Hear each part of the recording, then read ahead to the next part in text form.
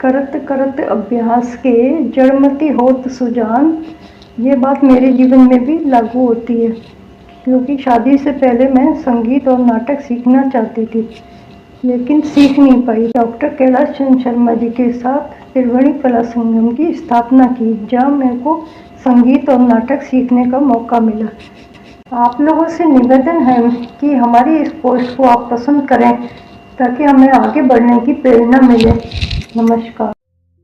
किसी शहर के रेलवे स्टेशन पर एक भिखारी रहता था। वो वहां आने जाने वाली रेलगाड़ियों में बैठे यात्रियों से भीख मांगकर अपना पेट भरता था। एक दिन जब वह भीख मांग रहा था तो सूट बूट पहने एक लंबा सा व्यक्ति उसे दिखा। उसने सोचा कि यह व्यक्ति बहुत अमीर लगता है, इससे भीख मांगने पर यह मुझे जरूर अच्छे पैसे देगा। वह उस लंबे व्यक्ति से भीख मांगने लगा। भिखारी को देखकर उस लंबे व्यक्ति ने कहा, तुम हमेशा मांगते ही रहते हो, क्या कभी किसी को कुछ देते भी हो? भिखारी बोला, साहब मैं तो भिखारी हूं, हमेशा लोगों से मांगता ही रहता हूं। मेरी इतनी औकात कहां कि किसी को कुछ दे सकूं।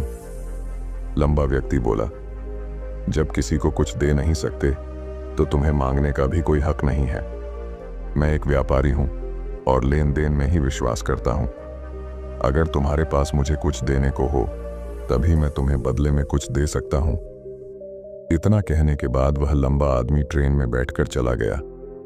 इधर भिखारी उसकी कही गई बात के बारे में सोचने लगा। उस लंबे व्यक्ति के द्वारा कही गई बात उस भिखारी के दिल में उतर गई। वह सोचने लगा कि शायद मुझे भीख में अधिक पैसा इसीलिए नहीं मिलता क्योंकि मैं उसके बदले में किसी को कुछ दे नहीं पाता हूं। लेकिन मैं तो भिखारी हूं, किसी को कुछ देने लायक भी नहीं हूं। लेकिन कब तक मैं लोगों को बिना कुछ दिए केवल मांगता ही रहूंगा? बहुत सोचने के बाद उस भिखारी ने निर्णय किया कि जो भी व्यक्ति उसे भीख देगा उसके बदले में वह भी उस व्यक्ति को कुछ जरूर देगा। लेकिन अब उसके दिमाग में यह प्रश्न चल रहा था कि वह खुद भिखारी है तो भीख के बदले में वह दूसरों को क्या दे सकता है। इस बात को सोचते हुए 2 दिन हो गए, लेकिन उसे अपने प्रश्न का कोई उत्तर नहीं मिला था। तीसरे दिन जब वह स्टेशन के पास बैठा हुआ था तभी उसकी नजर कुछ फूलों पर पड़ी जो स्टेशन के आसपास के पौधों पर खिल रहे थे। उसने सोचा, क्यों ना मैं लोगों को भीख के बदले कुछ फूल दे दिया करूं। उसको अपना यह विचार अच्छा लगा और उसने वहां से कुछ फूल तोड़ लिए। अब वह ट्रेन में भीख मांगने पहुंचा। अब जब भी कोई उसे भीख देता तो उसके बदले में वह भीख देने वाले को कुछ फूल दे देता। उन फूलों को लोग खुश होकर अपने पास रख लेते थे। अब भिखारी रोज फूल तोड़ता और भीख के बदले में उन फूलों को लोगों में बांट देता था। कुछ ही दिनों में उसने महसूस किया कि अब उसे बहुत अधिक लोग भीख देने लगे हैं। वह स्टेशन के पास के सभी फूलों को तोड़ लाता था। जब तक उसके पास फूल रहते थे तब तक उसे बहुत से लोग भीख देते थे, लेकिन जब फूल बांटते बांटते खत्म हो जाते तो उसे भीख भी नहीं मिलती थी। अब रोज ऐसा ही चलता रहा। एक दिन जब वह भीख मांग रहा था तो उसने देखा कि वही लंबा व्यक्ति ट्रेन में बैठा है, जिसकी वजह से उसे भीख के बदले फूल देने की प्रेरणा मिली थी।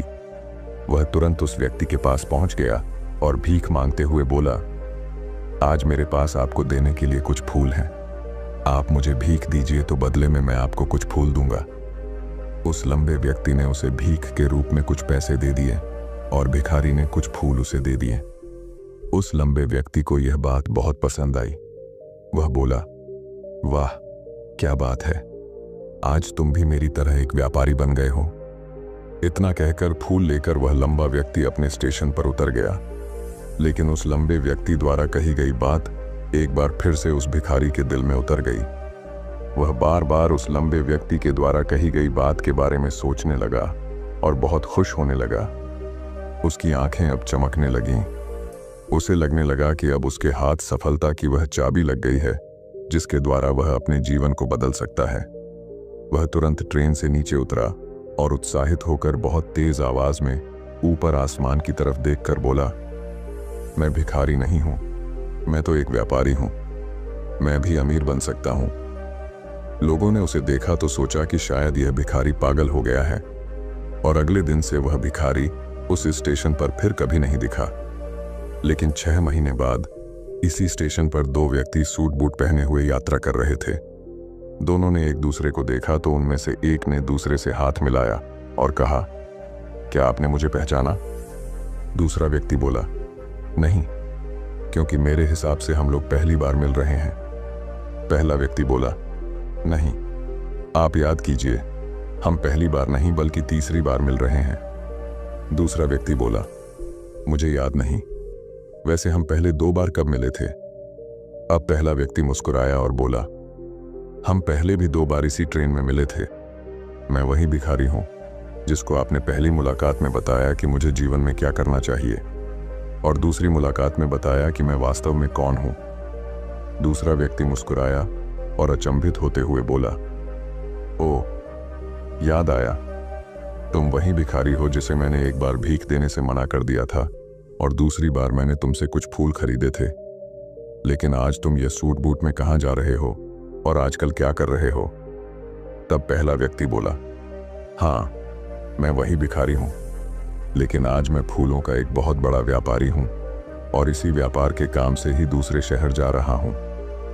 कुछ देर रुकने के बाद वह फिर बोला, आपने मुझे पहली मुलाकात में प्रकृति का वह नियम बताया था जिसके अनुसार हमें तभी कुछ मिलता है जब हम कुछ देते हैं। लेन देन का यह नियम वास्तव में काम करता है। मैंने यह बहुत अच्छी तरह महसूस किया है, लेकिन मैं खुद को हमेशा भिखारी ही समझता रहा। इससे ऊपर उठकर मैंने कभी सोचा ही नहीं। और जब आपसे मेरी दूसरी मुलाकात हुई तब आपने मुझे बताया कि मैं एक व्यापारी बन चुका हूं। अब मैं समझ चुका था कि मैं वास्तव में एक भिखारी नहीं बल्कि व्यापारी बन चुका हूं। मैंने समझ लिया था कि लोग मुझे इतनी भीख क्यों दे रहे हैं, क्योंकि वह मुझे भीख नहीं दे रहे थे बल्कि उन फूलों का मूल्य चुका रहे थे। सभी लोग मेरे फूल खरीद रहे थे क्योंकि इससे सस्ते फूल उन्हें कहाँ मिलते। मैं लोगों की नज़रों में एक छोटा व्यापारी था, लेकिन मैं अपनी नज़रों में एक भिखारी ही था। आपके बताने पर मुझे समझ आ गया कि मैं एक छोटा व्यापारी हूँ। मैंने ट्रेन में फूल बांटने से जो पैसे इकट्ठे किए थे उनसे बहुत से फूल खरीदे और फूलों का व्यापारी बन गया। यहाँ के लोगों को फूल बहुत पसंद है और उनकी इसी पसंद ने मुझे आज फूलों का एक बहुत बड़ा व्यापारी बना दिया। दोनों व्यापारी अब खुश थे और स्टेशन आने पर साथ उतरे और अपने अपने व्यापार की बात करते हुए आगे बढ़ गए। दोस्तों, इस कहानी से हमें बहुत कुछ सीखने को मिलता है। कहानी में लंबा व्यापारी गिव एंड टेक के नियम को बहुत अच्छी तरह जानता था। दुनिया के सभी बड़े व्यापारी इसी जीवन के नियम का उपयोग करके सफल हुए हैं। इस फॉर्मूले को उसने भिखारी को भी बताया। भिखारी ने इस प्राकृतिक नियम को अपना लिया और इसका असर उसके जीवन में साफ दिखाई देने लगा। उसने अपनी सोच बदली और उसकी जिंदगी बदल गई। यह कहानी हमें बताती है कि हम यदि अपनी सोच बदल लें तो कुछ भी हासिल किया जा सकता है। यदि हम खुद को छोटा समझते रहेंगे तो हम हमेशा छोटे ही बने रहेंगे। बड़ा बनने के लिए हमें अपनी सोच को बदलना होगा और खुद के बारे में बड़ा सोचना होगा। कहानी का सार यह है कि सफलता आपकी सोच में छुपी होती है। खुद का आत्मसम्मान जगाइए, अपनी सोच को बड़ा बनाइए और देखिए कैसे आप सफलता के शिखर पर पहुंच जाते हैं।